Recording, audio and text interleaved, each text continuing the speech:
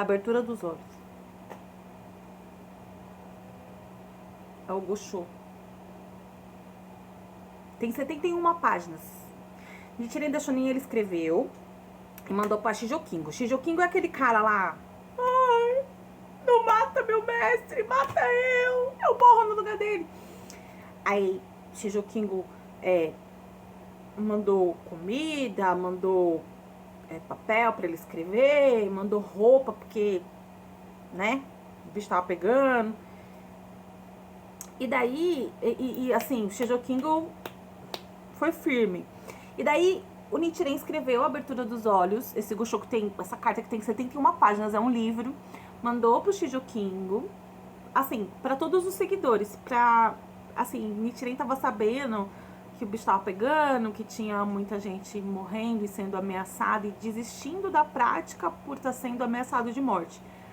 E daí, esse Gosho é extremamente profundo, complexo, explica muita coisa. Ó, eu grifei várias coisas, isso aqui eu não tinha grifado. A mensagem essencial desse tratado é que o destino do Japão depende unicamente de Nichiren. Uma casa sem pilar desaba e uma pessoa sem alma perece. Nichiren é a alma do povo desta nação. Esse Gosho foi escrito em... e aqui ele explica que ele, tipo, que ele ficou um ano escrevendo esse Gosho. Que ele começou no ano anterior escrevendo, e ele queria deixar registrado, porque caso ele morresse, ele queria deixar registrado o que tinha acontecido. É um dos 5 principais escritos de Nichiren Daishonin, em que ele revela sua identidade de Buda dos últimos dias da lei, possuidor das 3 virtudes de soberano, mestre e paz. E foi escrito no 2º mês do ano Buenbuen, 1272. Ainda cumprindo pena de exílio na ilha de Sado e vivendo sobre a mais severa condição.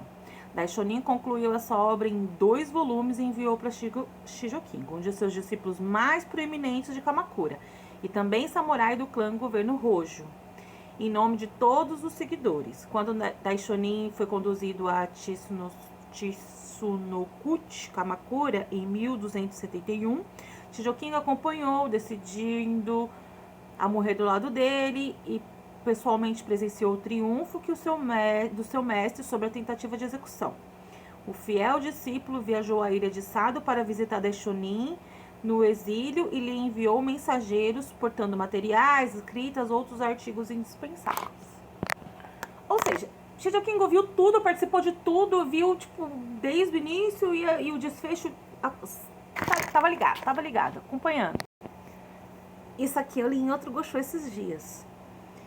Ele tá explicando, há 3 categorias de pessoas que todos os seres humanos devem respeitar: o soberano, o mestre e os pais. Existem 3 tipos de doutrina que devem ser estudadas: o confucionismo, o brahmanismo e o budismo.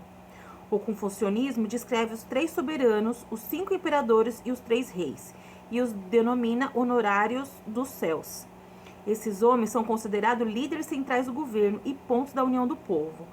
Na era anterior aos 2 soberanos, as pessoas eram como aves e as feras, pois sequer reconheciam seus próprios pais. No entanto, a partir da época dos 5 imperadores, elas passaram a reconhecer os pais e a tratá-los conforme as regras de devoção filial.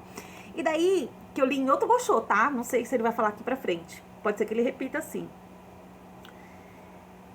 Nichiren Daishonin observou que as pessoas que consideravam pai, respeitavam e honravam pai e mãe, tiveram, assim, benefícios absurdos e tiveram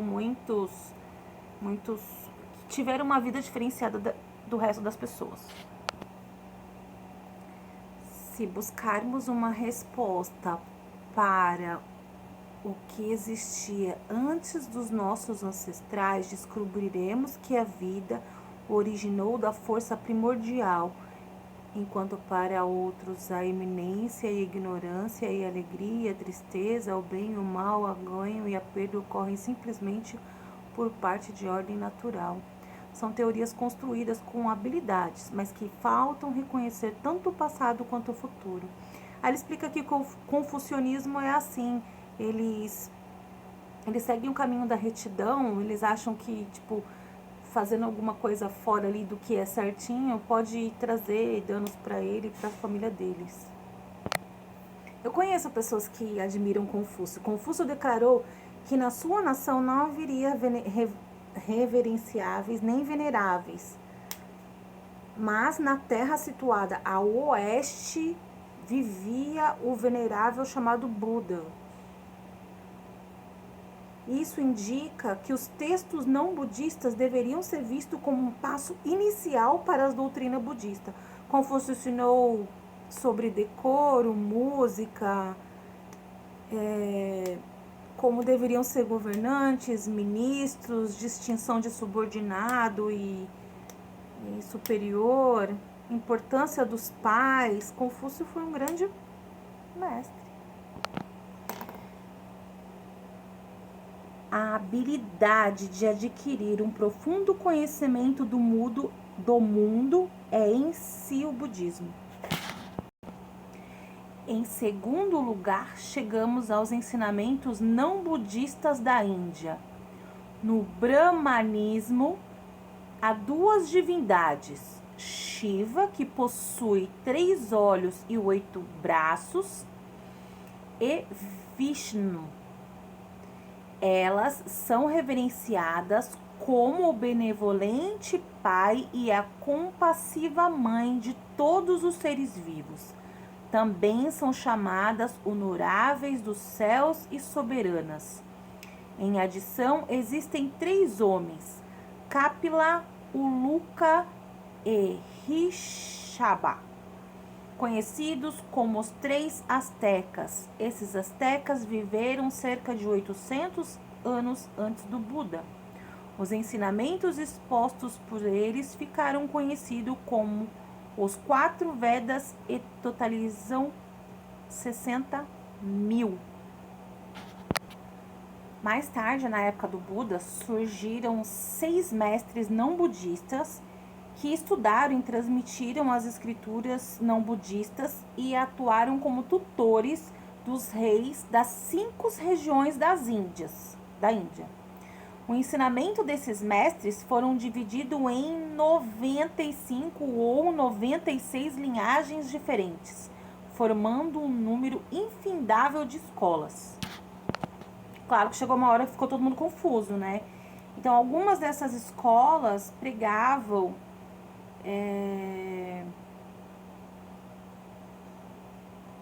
que causas produziam efeito. Outras pregavam que as causas não produziam efeitos. Aí umas diziam que às vezes sim, dependendo, causava efeito e às vezes não causava efeito. Então, os ensinamentos ficaram meio confusos, né? Cada um acha o que quer e tudo bem. E tá tudo certo. Há tantos ensinamentos errôneos como esses que seria impossível contá-los. Os seguidores dessas doutrinas prestam reverências e homenagem aos mestres que a expõem da mesma forma que as divindades celestiais fazem diante de seu senhor Chakra, ou do mesmo modo que os ministros da corte se inclinam até o soberano do império. Em terceiro lugar, chegamos no budismo. As pessoas deveriam entender que o grande iluminado mundialmente reverenciado é o grande líder para todos os seres vivos. Um grande olho para eles, uma grande ponte, um grande timoneiro, um grande campo de boa sorte. Os 4 veneráveis e os 3 astecas das escrituras e das doutrinas confucionistas e brahmanismo são denominados veneráveis, mas na verdade eles são apenas mortais comuns que ainda não conseguiram erradicar as 3 categorias de ilusão. Eles são considerados sábios, mas na realidade são apenas crianças incapazes de compreender o princípio de causa e efeito. Se alguém usasse seus ensinamentos desses sábios como um barco, poderia cruzar o mar de sofrimento, de nascimento e morte? Se alguém usasse as doutrinas desses homens como ponte, poderiam achar a saída do labirinto dos 6 caminhos? Mas o Buda, nosso grande mestre, foi além até da transmigração com mudanças e avanços. e muito além da transmigração com diferenças e limitações, ele erradicou até a raiz da escuridão fundamental, sem mencionar as ilusões do passado e do desejo, que são pequenos ramos e folhas. Esse Buda, desde o momento em que atingiu a iluminação aos 30 anos de idade até a morte aos 80, expôs seus sagrados ensinamentos durante 50 anos. Cada palavra, cada frase que ele disse foi verdadeira. Não pronunciou nenhuma sentença ou uma única estrofe que fosse falsa. A palavra dos veneráveis e reverenciáveis, preservadas nas escrituras e nos ensinamentos do confucionismo e do brahmanismo, como já vimos, estão livres de erros. E essas palavras correspondem ao espírito de que foram expressas. Porém, quão mais verdadeiro não é a afirmação em relação ao Buda, que jamais pronunciou sequer uma única falsidade em incontáveis kalpa. Em comparação aos escritos dos ensinos não budistas, as doutrinas que ele expõe nesse período de aproximadamente 50 anos representam um grande veículo, a palavra verdadeira do grande homem. Tudo o que ele pregou, desde o alvorecer de sua iluminação até o entardecer de sua entrada no Nirvana, nada mais é do que a pura verdade. Entretanto, quando examinamos os 80 mil ensinamentos do budismo exposto durante quase 50 anos e registrado em escrituras, percebemos que eles estão divididos em várias categorias, tais como Hinayana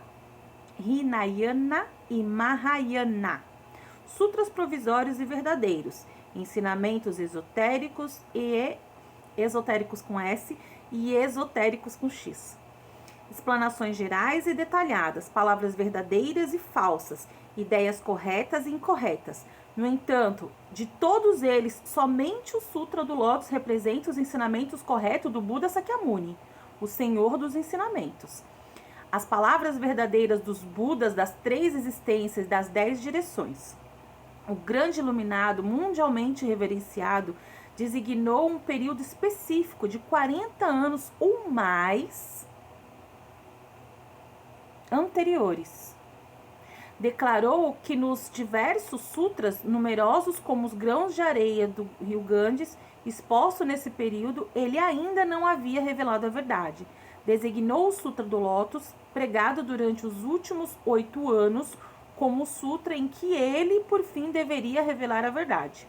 Assim, o Buda Muitos Tesouros emergiu da terra para testemunhar que tudo que você tem exposto no Sutra do Lótus é verdade. E os Budas, que são emanações de Sakyamuni, se reuniram e entenderam a longa língua até o céu de Brahma em testemunho. Essas palavras são perfeitamente claras e compreensíveis, tão radiantes quanto o sol em pleno dia ou quanto a lua em plena meia-noite. Respeitem-nas, acreditem nelas e governem e gravem-nas no coração. O Sutra do Lótus contém 2 ensinamentos importantes. Conceito: 3.000 mundos num único momento da vida na teoria e conceito 3.000 mundos num único momento da vida na prática. As escolas tesouro da análise do Dharma, estabelecimento da verdade, preceitos, característica do Dharma e 3 tratados jamais ouviram sequer o nome desses 2 ensinamentos. Entretanto, as escolas Guirlanda de Flores e Palavra Verdadeira se apoderaram sorrateiramente dessas doutrinas, tornando-as a essência de seus próprios ensinamentos. A doutrina dos 3.000 mundos num único momento da vida encontra-se num só lugar, oculta nas profundezas do capítulo A Extensão da Vida. É uma dessas partes, eu gosto que a gente lê todo dia, esse trecho, que a gente recita todo dia, de manhã e de noite.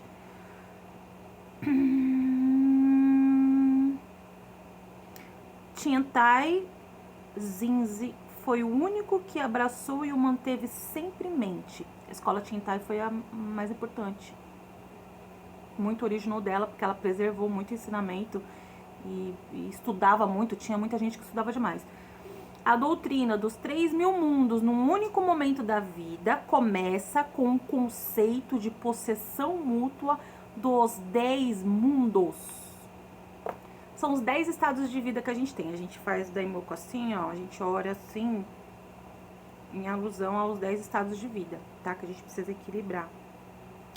Os 10 estados de vida, que é a essência do budismo mesmo. Todos os goshos, vira e mexe, é falando disso. A possessão mútua dos 3.000 mundos num único momento da vida, que tem a ver com os 10 estados de vida, que são os comportamentos que a gente tem durante todo o dia. Os 10 estados de vida são inferno, fome, animalidade, ira, tranquilidade, alegria, absorção, erudição, bodhisattva e Buda. Absorção é ouvinte. Erudição é desperto para causa. Bodhisattva é compaixão e desejo de ajudar os outros a atingir a iluminação. E Buda é quando você está realizado, estado de Buda. Todo mundo sabe o que é um Buda, né? Ah, aquele cara é um Buda e tal. Então a gente dominar todos os nossos pensamentos, sentimentos e emoções para viver da melhor forma, da forma correta e inspirar e ser para as pessoas isso também. Que as pessoas se inspirem a buscar essa, eu chamo de perfeição, buscar esse equilíbrio, buscar essa plenitude.